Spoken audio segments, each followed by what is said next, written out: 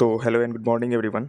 आज है 6 जून, सैटरडे 2026 और हम लेके आ गए हैं द हिंदू के एडिटोरियल सेक्शन को। ठीक है, आज हम डील करेंगे एडिटोरियल को। ठीक है, तो स्टार्ट करते हैं। जो हमारा फर्स्ट एडिटोरियल है वो आज फर्स्ट को ही डील करेंगे, क्योंकि सेकंड में वो इज़राइल यूएस का मैटर है, वो उतना इम्पोर्टेंट नहीं है कि मल्टीपल आर्टिकल्स इस पे आते हैं।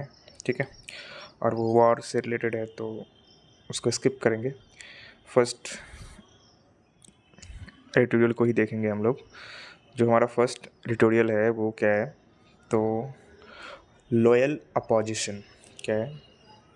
Loyal opposition. ठीक है, तो आपको पता होगा कि जो लॉयल होता है हमारा वो क्या होता है। लॉयल हमारा हो जाएगा यहाँ पे, ये जो है हमारा हो जाएगा एडजेक्टिव। क्या हो जाएगा? ये हमारा एडजेक्टिव, और अपोजिशन हो जाएगा नाउन।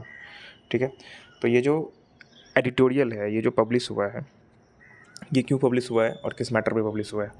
तो ये पब्लिश हुआ है रिसेंट जो बंगाल में इलेक्शन हुआ है, एंड उसके बाद जो वहाँ पे बीजेपी की सरकार बनी है, एंड जो अपोजिशन का रोल प्ले कर रही है वो टीएमसी प्ले कर रही है। तो उसी पे ये एडिटोरियल बेस्ड है कि वहाँ का जो अभी पॉलिटिकल कल्चर है, जो पॉलिटिकल क्राइसिस जो वो बंगाल अभी झेल रहा है ना, या जो प्रॉब्लम्स अभी फेस हो रहा है वहाँ पे टीएमसी के द्वारा।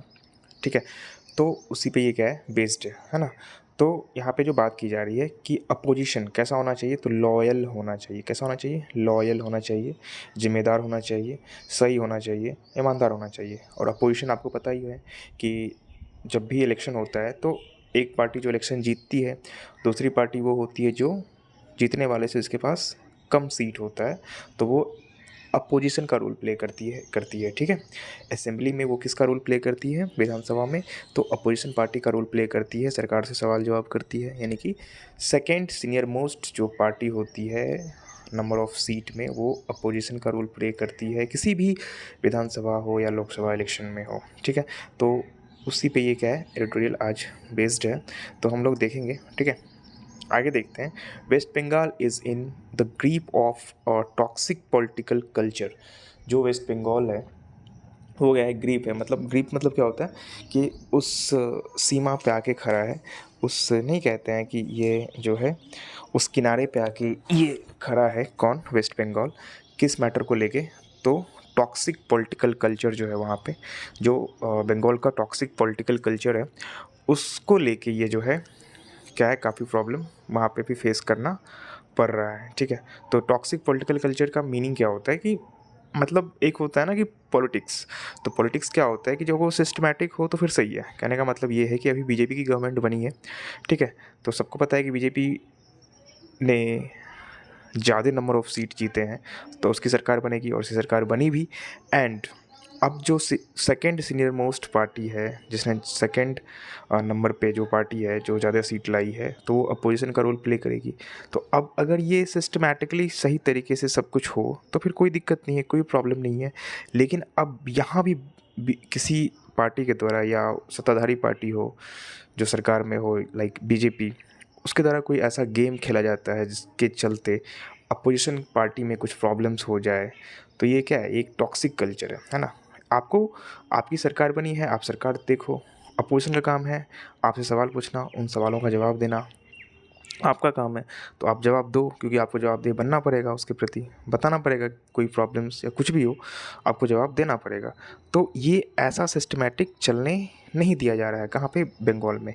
क्या नहीं दिया जा रहा है तो हम लोग अभी देखेंगे। उस एडिटोरियल में डिस्कस किया जाए गया है कि क्या वहाँ पे इशू है ना। ये टॉक्सिक क्यों कहा जा रहा है वहाँ के पॉलिटिकल कल्चर को, है ना। जो पॉलिटिकल सिस्टम होता है वो सही तरीके से वहाँ पे नहीं चल रहा है ना। यानी कि गवर्नमेंट बनने के बाद भी जो है अपोजिशन में, जो अपोजिशन पार्टी यानी कि जो टीएमसी पार्टी है, जो सेकंड सीनियर मोस्ट पार्टी है नंबर ऑफ़ सीट के बेसिस पे, तो उसमें क्या किया जा रहा है? इंटरफेयर हो रहा है। किसका? तो सत्ताधारी पार्टी का, जो पार्टी सरकार में है, जैसे कि बीजेपी, उसके द्वारा क्या किया जा रहा है? उसमें इंटरफेयर किया जा रहा है, उसके पॉलिटिकल कल्चर में इंटरफेयर किया जा रहा है, जो कि पूरी तरह से क्या है? गलत है, सरासर गलत है। इसी को कहा जाता है टॉक्सिक पॉलिटिकल कल्चर।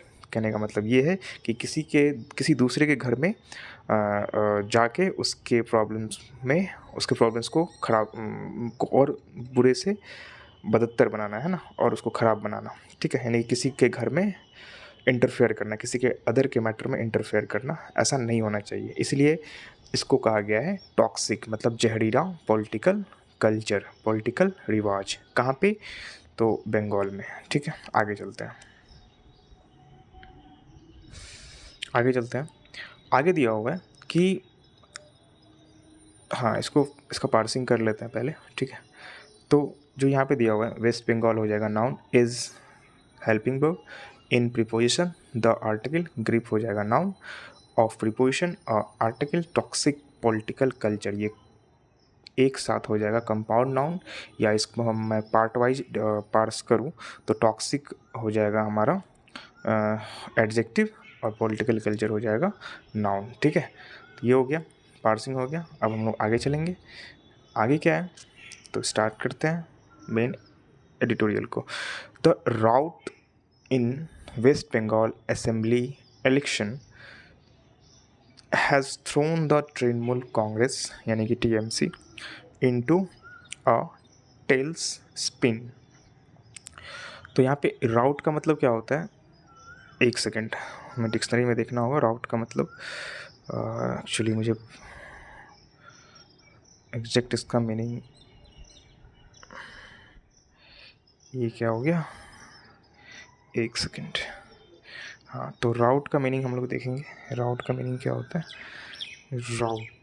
राउट मतलब विवाद ही कह सकते हैं हम, शायद इसका मतलब विवाद ही होगा। Rout a situation in which somebody is defeated easily and completely in a battle of competition, ठीक है। तो ऐसा सिचुएशन जिसमें क्या होता है कि कोई आसानी से हार जाए, आसानी से क्या हो जाए, डिफीट कर जाए। कहने का मतलब ये है कि जो पॉलिटिकल जो वहाँ पे भी इलेक्शन हुआ है, कहाँ पे, बंगाल में, तो वहाँ पे हुआ क्या है कि जो टीएमसी है वो क्या हो गई है, आसानी से हार गई है। मतलब काफ़ी काफ़ी बड़े गैप से हारी है। ऐसा नहीं कि मुकाबला, टक्कर का मुकाबला हुआ है ना, या आप ऐसे कह सकते हो कि बीजेपी ने काफ़ी लंबे अंतराल से, काफ़ी लंबे गैप से, काफ़ी बड़े गैप से उन्होंने जीत हासिल करी है। तो ऐसा फाइट, ऐसा आप कह सकते हो जिसमें क्या हो, वो जो आपका अपोजिशन पार्टी हो वो आसानी से हार जाए, उसी को हम लोग राउट बोलते हैं। क्या बोलते हैं? राउट। तो राउट कहा गया है अभी जो इलेक्शन रिजल्ट हुआ है, आया है बंगाल में, जिसमें बीजेपी ने आसानी से किसको, टीएमसी को हरा दिया है। तो इसमें ये कहा जा रहा है कि जो the rout in the West Bengal election has thrown, ठीक है, helping verb has, have plus V3 है ना, थ्रोन V3 हो जाएगा, थ्रो से थ्रोन बनाए the Trinamool Congress TMC into tailspin. Tailspin यहाँ पे नाउन है। इसका क्या मतलब होता है? टेल्स स्पिन का मतलब होता है कि ऐसा कोई नेतृत्व, ऐसा कोई सिस्टम जिसका कोई हेड ना हो, जिसका कोई आप कह सकते हो जिसको चलाने वाला कोई ना हो, जिसके संचालन करता ना हो, या ऐसा सिप जिसमें कैप्टन ही ना हो। ऐसा सिर्फ जिसमें कैप्टन ही ना हो, कहने का मतलब वो ये है कि कोई ऐसा ऑर्गेनाइजेशन जिसका हेड कौन है उसका अता पता ही ना हो। तो जो यहाँ पे कहा यह जा रहा है कि जो अभी जो बंगाल में हार हुई है, किसकी हार हुई है? टीएमसी की हार हुई है, ममता बनर्जी की पार्टी की हार हुई है। तो वहाँ पे हार के बाद ऐसा देखा जा रहा है कि जो पूरी की पूरी टीएमसी पार्टी है वो टेल स्पिन में क्या हो चुकी है, जा चुकी है। कहने का मतलब उस पता ही नहीं चल रहा है कि इस पार्टी का नेतृत्वकर्ता कौन है, पार्टी का हेड कौन है, पार्टी किसके द्वारा अब रेगुलेट होगा, कौन चलाएगा पार्टी, पार्टी का फ्यूचर क्या होगा। ऐसा सिचुएशन क्रिएट हो चुका है किसमें? टीएमसी में, ठीक है। तो आगे चलते हैं। टीएमसी रिबेल, रीता ब्राता बनर्जी, ठीक है। तो ये जो रीता ब्राता बनर्जी है, जो क्या है, जो एमएलए चुन के आई है टीएमसी से, has been formally recognised as a leader of opposition in the legislative assembly after claiming of support of 58 of 80 MLAs of the party. तो वहाँ पे क्या हुआ कि जो एक एमएलए है, टीएमसी की एक एमएलए है जिनका नाम है रीता ब्राता बनर्जी, उन्होंने क्या करा है, उन्होंने क्लेम करा है, क्या क्लेम करा है कि हम जो हैं क्या है, लीडर ऑफ अपोजिशन है, हमें सपोर्ट है। कितने विधायकों का, कितने एमएलए का, तो 58 एमएलए का हमें क्या है, सपोर्ट है। 58 एमएलए किस में से, टोटल 80 एमएलए जो टीएमसी के जीत के आए हैं, उसमें से जो 58 एमएलए हैं वो उनका सपोर्ट किसको प्राप्त है, रीता ब्रता बनर्जी को।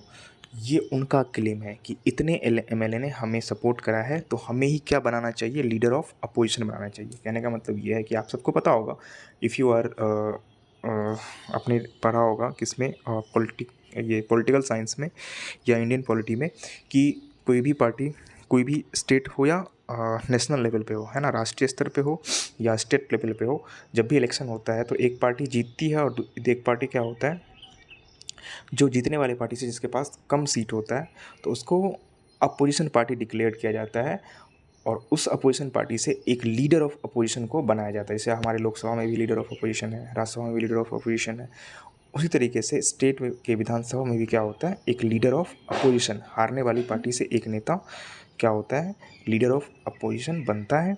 ठीक है, तो उसी की बात हो रही है यहाँ पे। तो एक जो टीएमसी एमएलए है रीता ब्रता बनर्जी, उनका ये क्लेम है, उनका ये दावा है कि हमें 80 जीते गए एमएलए में से 58 एमएलए का क्या है, सपोर्ट प्राप्त है, तो हमें ही लीडर ऑफ अपोजिशन बनाना चाहिए पार्टी के द्वारा, है ना। किसके द्वारा, तो टीएमसी पार्टी के द्वारा हमें ही लीडर ऑफ अपोजिशन बनाना चाहिए। बट ऐसा नहीं हो रहा है। क्या हो रहा है वो देखते हैं, जो मेन विवाद का रीज़न है वो क्या है, आगे देखते हैं। तो यहाँ पे हुआ क्या है, यहाँ पे ये हुआ है कि अभिषेक बनर्जी जो ममता बनर्जी के भतीजे हैं, the party national general secretary, वो क्या है, तो पार्टी के नेशनल, जो टीएमसी पार्टी है उसके नेशनल यानी कि राष्ट्रीय स्तर के जनरल सेक्रेटरी हैं एंड नेफ्यू ऑफ ममता बनर्जी, और ममता बनर्जी के क्या है, नेफ्यू हैं यानी कि भतीजे हैं, हैड रिटन टू स्पीकर, उन्होंने क्या लिखा है, रिटन फॉर्मेट में लेटर भेजा है, किसको, स्पीकर को, है ना। यानी कि लीडर ऑफ अपोजिशन जो होता है वो पार्टी के द्वारा भेजा जाता है, लीडर ऑफ अपोजिशन जो होता है वो पार्टी के द्वारा क्या किया जाता है, नॉमिनेट होता है, मतलब डिसीजन लिया जाता है कि हमारे पार्टी से, अगर हम अपोजिशन पार्टी है तो हमारे तरफ से ये नेता होंगे लीडर ऑफ अपोजिशन। फिर उस प्रपोजल को स्पीकर क्या करते हैं, एक्सेप्ट करते हैं एंड स्पीकर ही डिसाइड करते हैं कि ये होगा या नहीं होगा। ठीक है, तो स्पीकर फाइनल अथॉरिटी होता है कि ये लीडर जिसको पार्टी ने चुन के बोला है कि ये हमारे लीडर ऑफ अपोजिशन है, तो उसको फाइनली जो अप्रूवल कौन देता है, तो उस, चाहे विधानसभा है तो विधानसभा के स्पीकर, लोकसभा है तो लोकसभा के स्पीकर, जो भी है आप विधानसभा है या उस कह सकते हो, उस विधानसभा है तो विधानसभा के जो स्पीकर, जो मेन हेड होते हैं, वो उनके अप्रूवल के बिना नहीं होता है। तो एक तो वो उधर से जो क्लेम कर रही है, जो टीएमसी एमएलए थी, क्या नाम था उनका, रीता ब्रता बनर्जी।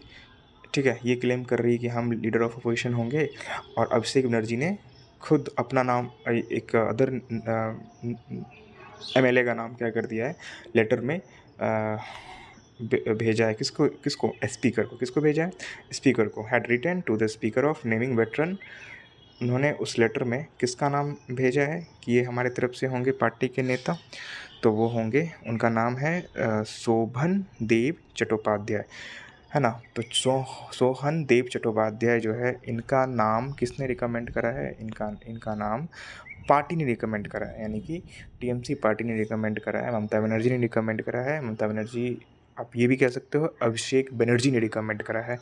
ठीक है, कि ये होंगे लीडर ऑफ अपोजिशन। उधर वो क्या बोल रही है, उधर जो है, उधर जो ये रीता ब्रता बनर्जी है, इनका क्या कहना है, तो इनका कहना ये है कि हमें ज़्यादा एमएलए का सपोर्ट प्राप्त है, तो हमारा नाम क्या होना चाहिए, लीडर ऑफ अपोजिशन में होना चाहिए, उनका नाम नहीं होना चाहिए जिनको किसने भेजा है, जिनको अभिषेक बनर्जी या ममता बनर्जी ने डिजिग्नेट किया है, भेजा है स्पीकर के पास लेटर में कि ये होंगे हमारे लीडर ऑफ अपोजिशन, इनका नाम नहीं होना चाहिए। उनका क्या नाम था, शोभन देव चट्टोपाध्याय। ठीक है, अब देखिए रीता ब्रता बनर्जी जो हैं चैलेंज द डिसीजन, इस डिसीजन को उन्होंने क्या करा, चैलेंज करा है। किसने चैलेंज करा है, रीता ब्रता बनर्जी ने चैलेंज करा है। कहाँ पे, तो देखते हैं दैट क्या चैलेंज करा है कि with the some encouragement and support from the ruling BJP. अब यही जो रूलिंग बीजेपी है इसका सपोर्ट प्राप्त है, ऐसा कहा जा रहा है कि उस रूलिंग बीजेपी के द्वारा इसे क्या है, सपोर्ट प्राप्त है, इसलिए ये ऐसा कर रही है ना, ऐसा माना जा रहा है। ठीक है, ऐसा माना जा रहा है कि रूलिंग बीजेपी का ही ये क्या है, सारा का सारा खेल है, उन्होंने ही क्या किया है, उकसाया है किसको, रीता ब्रता बनर्जी को, और वो ऐसा कर रही है। ठीक है, तो ऐसा कहा जा रहा है। The TMC had earlier expelled Rita Brata Banerjee and Sandipan Shah, और टीएमसी ने क्या करा है, अर्लियर पहले ही किसको एक्सपेल्ड कर दिया है, तो रीता ब्रता बनर्जी और संदीपान शाह, दो एमएलए को, बोथ टीएमसी एमएलएस एक्यूज़ करते हुए, आरोप लगाते हुए, क्या आरोप लगाते हुए कि दोनों के दोनों जो है एंटी पार्टी एक्टिविटीज़ में क्या है, इन्वॉल्व है, मतलब पार्टी से विमुख होके क्या कर रहे हैं, बोल रहे हैं, डिसीजन ले रहे हैं। इसीलिए दोनों को पार्टी ने पहले क्या कर चुका है, किया है, पहले ही जो है पार्टी ने एक्सपेल्ड कर दिया है ना, टीएमसी से। ठीक है, बोथ हाँ आगे, after the complaint to speaker that their signature on Abhishek Banerjee letter had been forced, है ना। तो क्या होता है ना कि जब लीडर ऑफ अपोजिशन का चुनाव होता है, यानी कि जब पार्टी भेजती है कि ये स्पीकर के पास प्रपोजल किए हमारे तरफ से लीडर ऑफ अपोजिशन होंगे, तो उस लेटर पे क्या होता है, जितने भी एमएलए होते हैं उसका सिग्नेचर होता है कि हाँ सारे जो एमएलए हैं वो सहमत हैं इस बात से कि सही में यही होंगे हमारे लीडर ऑफ अपोजिशन। तो सभी एमएलए का क्या होता है, सिग्नेचर होता है। तो उस क्योंकि एमएलए तो ये भी है, रीता ब्रता बनर्जी भी है, भले ही ये अगेंस्ट है, लेकिन तो जो रीता ब्रता बनर्जी है उन्होंने क्या लगाया कि हाँ ठीक है, कहाँ थे हम लोग, हाँ तो हम लोग यहाँ पे थे। ठीक है, तो अभिषेक बनर्जी के लेटर में जो है, जो उनका सिग्नेचर को दिखाया गया है, उनके सिग्नेचर को दिखाया गया है कि ये भी क्या है, सहमत है, ये भी क्या है, सहमत है। तो उसी सिग्नेचर के बारे में इन्होंने आरोप ये लगाया है कि ये जो सिग्नेचर है वो हमारा सिग्नेचर नहीं है, ये फॉर्ज्ड है, ये जाली है ना, ये गलत है। ठीक है, ये आरोप लगाया है कौन, तो रीता ब्रता बनर्जी। कौन लगाई है, रीता ब्रता बनर्जी की। उस लेटर पे जिसको डिजिग्नेट करके किसने भेजा है, अभिषेक बनर्जी ने भेजा है कि ये होंगे लीडर ऑफ अपोजिशन, उस पर जो हमारा साइन लेटर पे, वो साइन हमारा नहीं है, वो फॉर्ज्ड है, जाली है, गलत है। ठीक है, आगे चलते हैं। Assembly officials assembly officials found discrepancies between signature on the submitted documents and those recorded during the oath taking of newly elected MLAs। ठीक है, तो जो अब उस पर जांच हुई तो जो असेंबली के ऑफिशियल्स, जो ऑफिस के असेंबली यानी कि जो विधानसभा के जो अधिकारी लोग हैं, उसने जांच में ये पाया कि कुछ डिस्क्रिपेंसीज, मतलब जो प्रॉब्लम्स हैं, कुछ खामियां हैं। क्या खामियां हैं between signature on the submitted documents and those recorded during the oath taking newly elected MLAs. तो क्या खामियां उन्होंने देखा कि जो सिग्नेचर है किस पे, उस लेटर पे, और वो सिग्नेचर, और दूसरा जब जितने भी एमएलए जो ओथ टेकिंग सेरेमनी में जब साइन किए थे, दोनों के साइन में क्या देखा गया है, डिफरेंस देखा गया है। मतलब जब उन्होंने ओथ टेकिंग सेरेमनी में साइन किया था, और अब वही सिग्नेचर जब उन्होंने कहाँ पे किया है, उस लेटर पे किया है, तो दोनों में क्या देखा गया है, डिफरेंस देखा गया है, मतलब वो अलग है। ठीक है, तो ये डिस्क्रिपेंसीज पाया गया है। ठीक है, and the government has order to CID investigation, और उसी पे गवर्नमेंट ने ऑर्डर दिया है कि इसका क्या होना चाहिए, सीआईडी इन्वेस्टिगेशन होना चाहिए, है ना। गवर्नमेंट ने क्या ऑर्डर दिया है, सीआईडी इन्वेस्टिगेशन होना चाहिए। Rita Brata Banerjee framed his elevation as a LOP यानी कि leader of opposition as a collective fight against individualism. जो रीताम्बरा बनर्जी का जो क्लेम है कि उससे लीडर ऑफ अपोजिशन बनाना चाहिए, तो ये क्यों आया है? तो उनका कहना ये है कि ये जो हमारा कलेक्टिव फाइट है किसके अगेंस्ट? इंडिविजुअलिज्म के अगेंस्ट। तो इंडिविजुअलिज्म क्या होता है कि जैसे कहते हैं ना कि सर्वे सर्वा होना, एक ही पार्टी का सर्वे सर्वा होना, एक ही पार्टी का क्या होना। जैसे मान लो अगर TMC है तो TMC में ममता बनर्जी का ही क्या होना, सब कुछ होना, मतलब उसी वो अगर जीतेगी तो वही मुख्यमंत्री बनेगी। अभी उनके जो भतीजे हैं अभिषेक बनर्जी, उनका नाम आ रहा है कि वो पार्टी को अब लीड करेंगे। तो एक के द्वारा अगर पार्टी को चलाया जा रहा है, एक व्यक्ति के द्वारा, चाहे वो वुमेन हो या मैन हो, उसी को कहते हैं इंडिविजुअलिज्म, है ना। मतलब किसी भी पार्टी में किसी एक का सर्वे सर्वा होना, किसी एक का ज़्यादा प्रमुखता से होना, उसको कहा जाता है लीडर ऑफ अपोजिशन। ठीक है, जैसे आप बीजेपी में ले लो, बीजेपी में जैसे कहा जाता है कि अमित शाह का ही चलता है केवल, तो वही है, इसी को कहा जाता है इंडिविजुअलिज्म, है ना, कि एक ही आदमी का क्या होना, सर्वे सर्वा होना, एक ही आदमी की बातों को मानना। ठीक है, तो ये नहीं होना चाहिए। ऐसा मानना है किसका? रीता बनर्जी का, कि ये जो हमारा फाइट है पार्टी में इंडिविजुअलिज्म के अगेंस्ट है। ठीक है, pointedly declaring that the resistance was directed at Abhishek Banerjee and pledging loyalty to the Mamata Banerjee. उन्होंने डायरेक्टली ये कहा, आप कह सकते हो, मान सकते हो कि उन्होंने डिक्लेयर करा है पॉइंटेडली, यानी कि उन्होंने क्या बताया है कि उन्होंने पॉइंटेडली मतलब सीधे सीधे तौर पे ये उनका कहना ये है कि उनका जो अटैक है किस पे है? तो अभिषेक बनर्जी पे अटैक है। किस पे अटैक है? अभिषेक बनर्जी पे अटैक है कि वो जो है अब पार्टी का सर्वे सर्वा बनने का प्रयास कर रहे हैं। ऐसा नहीं होने देंगे हम। और है ना, उसके लिए उन्होंने क्या दिखाया? रेजिस्टेंस दिखाया है कि ऐसा नहीं होना चाहिए। ठीक है, तो उनका ये कहना है कि ऐसा नहीं होना चाहिए। ठीक है, ऐसा होना नहीं चाहिए कि अभिषेक बनर्जी ही पार्टी में क्या हो, अब वही पार्टी को लीड करे, वो जो सोचे वही डिसीजन होगा, वो जो डिसीजन बनाए वही फाइनल होगा। ऐसा नहीं होने देंगे, है ना। ऐसा मानना है रीताब्रता बनर्जी का। ठीक है, ऐसा मानना है किनका है? रीताब्रता बनर्जी का। ठीक है, आगे चलते हैं। और उनका लॉयल्टी है किसके प्रति? लॉयल्टी किसके प्रति है? तो ममता बनर्जी के प्रति उनका लॉयल्टी है, एटलीस्ट फॉर पब्लिक कंजम्पशन। तो ऐसा ये कहा, यहाँ पे जो एडिटर है ये ऐसा कह रहे हैं कि एटलीस्ट कम से कम पब्लिक के लिए वो क्या दिखा रही है? लॉयल्टी दिखा रही है ममता बनर्जी के प्रति, और अभिषेक बनर्जी के प्रति रेजिस्टेंस दिखा रही है, प्रतिरोध दिखा रही है। ठीक है, TMC functionaries are quitting the party large numbers. जो TMC के फंक्शनरीज़ हैं, फंक्शनरीज़ क्या होते हैं? फंक्शनरीज़ क्या होता है? जो पार्टी मेंबर्स हैं, जो पार्टी के सदस्य हैं, जो पार्टी के कार्यकर्ता हैं, वो लोग क्या कर रहे हैं? क्विट कर रहे हैं, है ना। TMC को छोड़ रहे हैं, क्विट कर रहे हैं काफ़ी लार्ज नंबर में, काफ़ी ज़्यादा संख्या में। Even as its workers and leaders including Abhishek Banerjee continue to face physical violence. और ऐसा ये देखा जा रहा है कि जो इसके वर्कर्स हैं, पार्टी के जो वर्कर्स हैं या पार्टी के जो लीडर्स हैं, इंक्लूडिंग अभिषेक बनर्जी, जो उतने बड़े नेता हैं TMC के, आप कह सकते हो कि आगे के फ्यूचर वही हैं, आगे के नेतृत्वकर्ता वही हैं।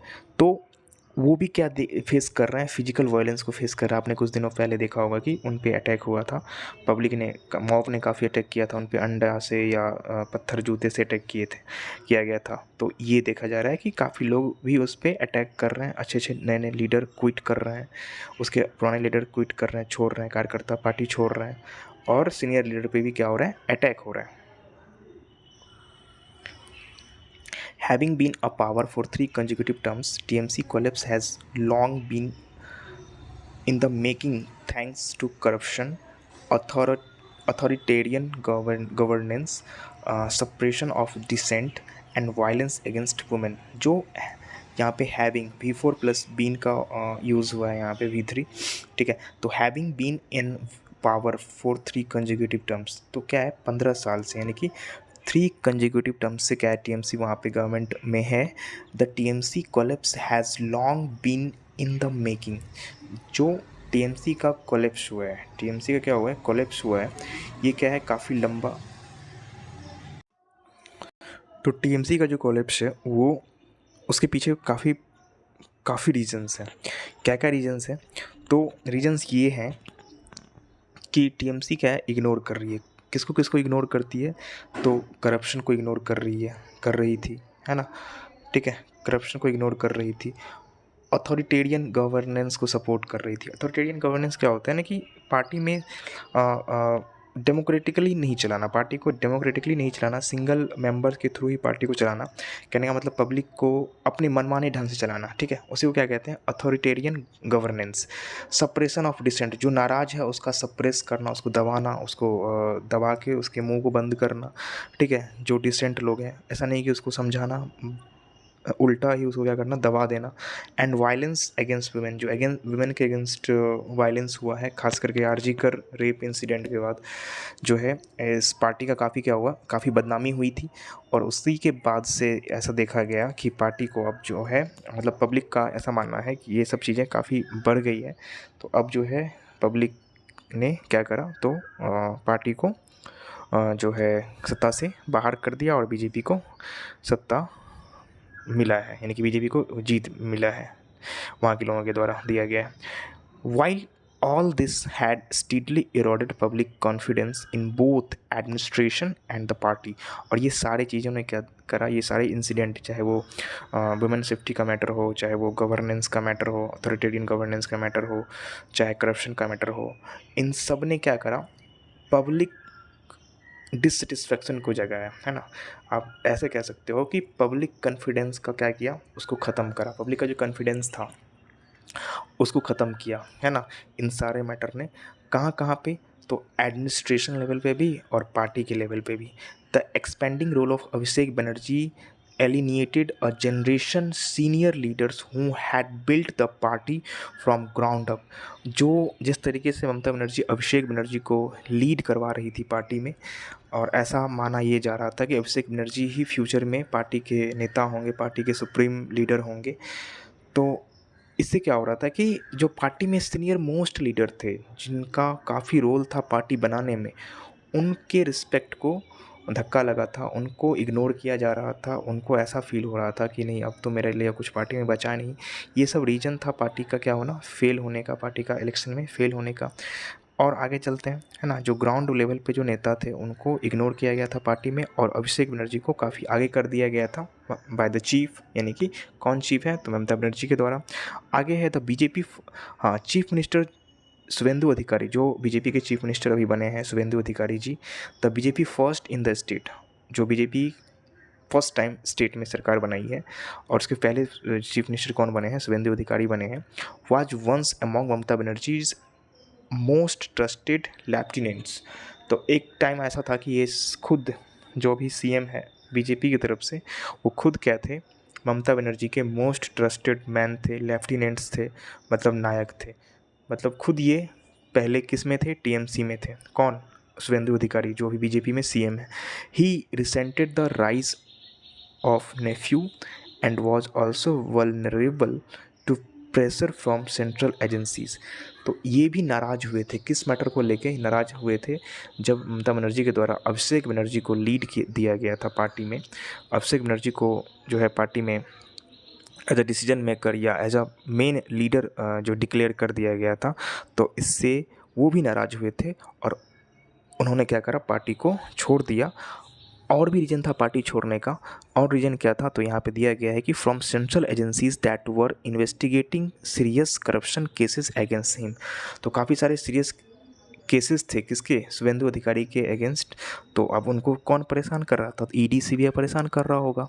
तो अब आपको पता ही है कि जब कोई भी नेता पार्टी बदलता है और बीजेपी में चला जाता है तो उसके सारे केस माफ़ हो जाते हैं, वो नेता क्लीन हो जाता है। तो वही यहाँ भी हुआ है कि जैसे ही उन्होंने पार्टी बदला तो उनके सारे केसेस ख़त्म हो गए, वो क्लीन हो गए, वो अच्छे नेता हो गए। तो अब इसलिए वो क्या है, अभी सीएम हैं, ठीक है। वही अगर टीएमसी में होते तो जेल में होते, ठीक है। आगे चलते हैं। The TMC had no qualms about using state resources। TMC को कोई डाउट नहीं था, कोई संदेह नहीं था, किसको लेके, क्वाल्म्स मतलब होता है डाउट, संदेह, अबाउट यूजिंग स्टेट रिसोर्स, कि स्टेट का रिसोर्स किस तरीके से वो यूज़ कर रहा है, लोकल एडमिनिस्ट्रेशन को किस तरीके से वो यूज़ कर रहा है, पुलिस मशीनरी को वो किस तरीके से यूज़ कर रहा है, फॉर इट्स पावर, है ना, अपने पावर के लिए वो वहाँ के रिसोर्सेज को, वहाँ के एडमिनिस्ट्रेशन को, वहाँ के मशीनरी को, वहाँ के पुलिस को वो अपने अकॉर्डिंग क्या कर रहा था, यूज़ कर रहा था। आपने बहुत सारे इंसिडेंट में भी देखा गया, बंगाल पुलिस की काफ़ी बदनामी हुई थी। ये आरजी कर रेप केस में भी काफ़ी उनका जो है वो हुआ था, बदनामी हुआ था कि वहाँ का पुलिस जो है ममता के सारे पे काम करती है। फिर तुरंत कोर्ट ने सीबीआई को ऑर्डर दिया था कि केस की जांच सीबीआई करेगी। तो ये सब चीज़ें जो गलत स्टेप था टीएमसी के द्वारा उठाया गया था कि वो सारी चीज़ें को गलत तरीके से यूज़ कर रही थी, चाहे वो वहाँ के रिसोर्सेज हो, वहाँ के पुलिस हो, वहाँ के एडमिनिस्ट्रेशन हो। But it could not withstand the BJP which is willing to stretch the rules of the game even further, है ना। But it could not withstand the BJP which is willing to stretch the rules of game even further. बट ये सही नहीं होगा, किसके लिए सही नहीं होगा, अगर बीजेपी ही ऐसा करती है। बीजेपी भी अगर वहाँ के पुलिस को यूज़ करती है या वहाँ के रिसोर्सेज को इस तरीके से यूज़ करती है तो ये सही नहीं होगा, किसके लिए, बीजेपी के लिए भी, उसके लिए भी ये सही नहीं होगा, ठीक है। In the TMC's versus TMC fight, आप अब टीएमसी में जो फाइट चल रहा है तो आप क्या कहेंगे, फाइट को फाइट अगर विद इन फैमिली होता है तो हम कहते हैं ना family with family, family versus family, है ना, फादर वर्सेस सन।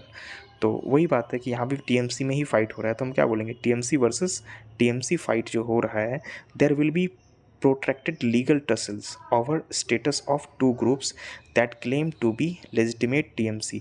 तो यहाँ पे ऐसा सिचुएशन अब बनेगा जिसमें वो देखा जाएगा कि टीएमसी टूट जाएगा और दो ग्रुप्स बन जाएंगे।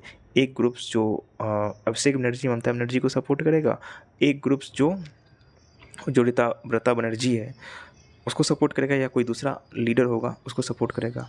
ऐसा हो सकता है फ्यूचर में, ठीक है, कि वो पार्टी दो खेमे में क्या हो जाए, बट जाए। This episode also highlights West Bengal's decades long political toxic political culture. और ये चीज़ क्या दिखा रहा है, ये चीज़ ये दिखा रहा है, इंडिकेट्स कर रहा है, हाईलाइट कर रहा है कि वेस्ट बंगाल में जो चल रहा है ये नई बात नहीं है, ये पुरानी बातें हैं। डिकेड्स यानी कि दशकों से चल रहा है। क्या चल रहा है, एक लंबा टॉक्सिक पॉलिटिकल कल्चर। जो यहाँ का जो पॉलिटिकल कल्चर है काफ़ी जहरीला है, काफ़ी टॉक्सिक है, काफ़ी विवादास्पद है, मार्क्ड बाय वायलेंस और अपॉर्चुनिटिज्म मतलब क्या होता है कि मतलब कहते हैं ना कि अवसरवादी जो विचारधारा है यहाँ पे। अभी शुभेंदु अधिकारी का ही आप देख लो कि वहाँ पे थे तो काफ़ी करप्शन के चार्ज में थे, काफ़ी केसेस हुए थे उस पर, और उन्होंने देखा कि अब तो हमें सेंट्रल एजेंसी पकड़ के लेके जाएगी, तो वो जंप करके आ गए बीजेपी में, और बीजेपी में आके अब सीएम बन गए हैं, ठीक है। तो यहाँ पे जो अपॉर्चुनिटिज्म है, जो अवसरवादी विचारधारा है, जो वायलेंस होता है इलेक्शन में, आपने देखा होगा कि इस बार तो उतना नहीं हुआ, इससे पहले इस बार भी सब कुछ हो ही गया, बट उतने हत्याएं नहीं हुई।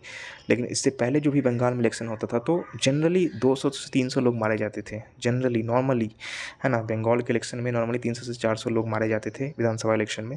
इस बार तो कम हुआ, लेकिन घटनाएं तो हुई ही इस बार भी। तो ऐसा जो है, ये जो टॉक्सिक पॉलिटिकल कल्चर है, ये जो विवादास्पद वहाँ का सिस्टम है, तो ये देखने को मिलता है, और उसी का परिणाम है जिसको टीएमसी क्या कर रही है, फेस कर रही है। द न्यू एलओपी, जो new leader of opposition was earlier as a Marxist leader, जो अभी जिसका नाम डिजिग्नेट किया गया है, जिसका नाम नॉमिनेट किया गया है, किसके द्वारा, अभिषेक बनर्जी के द्वारा, यानी कि टीएमसी पार्टी के द्वारा जो अभी लीडर जिनका नाम बताया गया है कि ये होंगे हमारे, जिनका नाम लेटर में इन्होंने भेजा है स्पीकर के पास, ठीक है। वो भी क्या थे, तो वो भी पहले जो है ये मार्क्सिस्ट पार्टी के लीडर थे, है ना, जो लेफ्ट पार्टी थे उसके लीडर थे, और वो डिफेक्टेड टू द टीएमसी, और अब वो टीएमसी में डिफेक्ट हो गया, मतलब टीएमसी में आ गए हैं, ठीक है। The BJP has openly stated that several newly elected TMC MLAs wanted to join party. और बीजेपी उधर एक तरफ क्या बोल रही है कि काफ़ी ऐसे जो टीएमसी से इलेक्टेड एमएलए हैं वो हमारी पार्टी को क्या करना चाह रहे हैं, ज्वाइन करना चाह रहे हैं, वो अलग दावा कर रही है। दे सीम, ऐसा लगता है, instead to have captured the TMC in the assembly, a rather curious case of political consensus। ठीक है, ये क्या चाह रही है, जो दे सीम, ऐसा लग रहा है, इंस्टीड के अलावे के जगह पे, to have captured the TMC in assembly, a rather curious case of political consensus. कि कैप्चर करना किसको, असेंबली में टीएमसी को पूरी तरीके से कैप्चर कर लेना, टीएमसी पार्टी को ख़त्म कर देना, उसको कैप्चर कर देना, ये क्या है, तो एक curious case of political consensus, political जो विचार है, जो राजनीतिक विचारधारा है, उसके लिए एक क्या है, क्यूरियस केस है, उस पे सोचने वाली बात है कि ऐसा बीजेपी करना चाह रही है, ऐसा एडिटर का मानना है। ठीक है, तो ये एडिटोरियल आज ख़त्म होता है यहाँ पे। ठीक है, अगर आपको सही लगा हो तो प्लीज़ सब्सक्राइब एंड लाइक कीजिएगा। ठीक है, वैसे मेरा रिक्वेस्ट नहीं रहता है, बट अगर सही लगे तो, मैं बोलता नहीं हूँ लेकिन सब चाहते हैं कि लाइक एंड सब्सक्राइब मिले, तो